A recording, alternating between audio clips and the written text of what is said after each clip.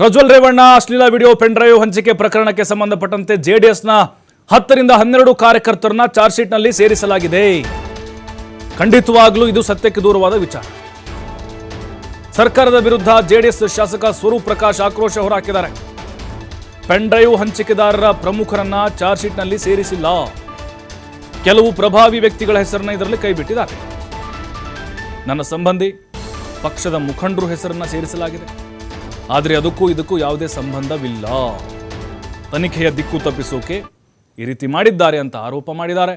ನಾವು ಮುಂದಿನ ದಿನಗಳಲ್ಲಿ ಕಾನೂನು ಹೋರಾಟ ಮಾಡ್ತೀವಿ ಅಂತ ಜೆಡಿಎಸ್ ಎಂಎಲ್ಎ ಸ್ವರೂಪ್ ಹೇಳಿದ್ದಾರೆ.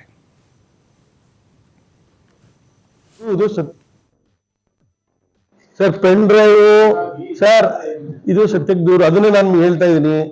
ಏನೋ ಒಂದ್ ಕಡೆ ತನಿಖೆನ ಮತ್ತು ಇದನ್ನ ಏನೋ ಒಂದು ಪೆನ್ ಡ್ರೈವ್ ವಿಚಾರ ಇದೆ, ಆ ವಿಚಾರನ ದಿಕ್ ತಪ್ಪಿಸಕ್ಕೆ ನಮ್ಮ ಪಕ್ಷದವರ ಪೆನ್ ಡ್ರೈವ್ ನಮ್ಮ ಪಕ್ಷದವರು ಇದ್ ಮಾಡ್ತಾರೆ ಅಂತ 100ಕ್ಕೆ 100 ಇದು ಸತ್ಯವಾದಂತ ದೂರುವುದು.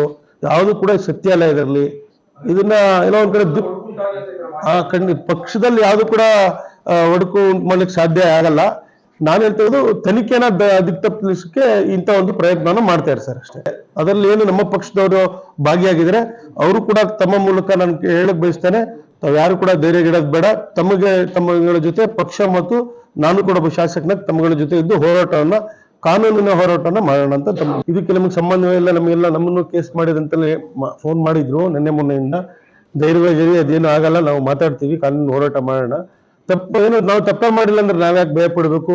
ಪೆನ್ ಡ್ರೈವ್ ಹಂಚಿಕೆ ಮಾಡಿ ವಿಡಿಯೋನೆಲ್ಲ ವೈರಲ್ ಮಾಡಿರೋರ್ಗೆ ಅವರು ಇದ್ ಮಾಡಿಲ್ಲ, ಅವರೇ ಆರಾಮಾಗಿದ್ದಾರೆ. ನೀವ್ ಯಾಕೆ ಧೈರ್ಯವಾಗಿ ಧೈರ್ಯ ತುಂಬಿದೆ ಸರ್. ಮಂಜು ಅಂತ ಬೇರೆ, ಏನು ನಮ್ಮ ಇವರು ಬಾಲಸುಬ್ರಹ್ಮಣ್ಯಂ, ಜಯಸೂರ್ಯ ಅಂತಿದ್ದಾನೆ, ಆಮೇಲೆ ನಮ್ಮ ಹರೀಶ್ ಅಂತ ಹಲವಾರು ಜನ ಇದ್ದಾರೆ. ಆಮೇಲೆ ತೇಜಸ್ ಅಂತ ಹುಡುಗ ಇದ್ದಾರೆ, ಹಲವಾರು ಜನ ಇದ್ದಾರೆ. ಅವರೆಲ್ಲ ಬಹಳ ಪ್ರಾಮಾಣಿಕರು, ಪಕ್ಷಕ್ಕೆ ನಿಷ್ಠೆಯಾಗಿದ್ದವರು. ಅವರೆಲ್ಲ ಯಾವುದು ಕೂಡ ಮಾಡಿಲ್ಲ. ಚಾರ್ಜ್ ಶೀಟ್ ತಗೊಂಡು ಅದನ್ನ ಕಾನೂನಿನ ಹೋರಾಟ ಯಾವ ರೀತಿ ಮಾಡ್ಬೇಕು ಅದು ಮಾಡ್ತೀವಿ ಸರ್. ಯಾರ್ಯಾರ ಪ್ರಭಾವಿಗಳ ಹೆಸರು ಸೇರಿಸಿಲ್ಲ ಅವರು ವಿರುದ್ಧವಾಗಿ ಅವ್ರಿಗೆ ಸೇರಿಸ್ಬೇಕು ಅಂತಂದ್ರೆ, ಮತ್ತು ಅಮಾಯಕರನ್ನ ಏನು ಸೇರ್ಪಡೆ ಮಾಡಿದ್ರೆ ಅವ್ರಿಗೂ ಕೂಡ ಅವ್ರ ಪರವಾಗಿ ಕೂಡ ನಮ್ದು ಹೋರಾಟ ಇರುತ್ತೆ ಸರ್. ಪೆನ್ ಡ್ರೈವ್ ಸರ್ ಇದು ಸತ್ಯಕ್ಕೆ ದೂರ. ಅದನ್ನೇ ನಾನು ಹೇಳ್ತಾ ಇದ್ದೀನಿ. ಏನೋ ಒಂದ್ ಕಡೆ ತನಿಖೆನ ಮತ್ತು ಇದನ್ನ ಏನೋ ಒಂದು ಪೆನ್ ಡ್ರೈವ್ ವಿಚಾರ ಇದೆ, ಆ ವಿಚಾರನ ದಿಕ್ ತಪ್ಪಿಸಕ್ಕೆ ನಮ್ಮ ಪಕ್ಷದವರ ಪೆನ್ ಡ್ರೈವ್ ನಮ್ಮ ಪಕ್ಷದವರು ಇದ್ ಮಾಡ್ತಾರೆ ಅಂತ 100ಕ್ಕೆ 100 ಇದು ಸತ್ಯವಾದಂತ ದೂರುವುದು. ಯಾವುದು ಕೂಡ ಸತ್ಯ ಅಲ್ಲ ಇದರಲ್ಲಿ. ಇದನ್ನ ಏನೋ ಒಂದ್ ಕಡೆ ಖಂಡಿತ ಪಕ್ಷದಲ್ಲಿ ಯಾವುದು ಕೂಡ ಒಡಕು ಉಂಟು ಮಾಡ್ಲಿಕ್ಕೆ ಸಾಧ್ಯ ಆಗಲ್ಲ.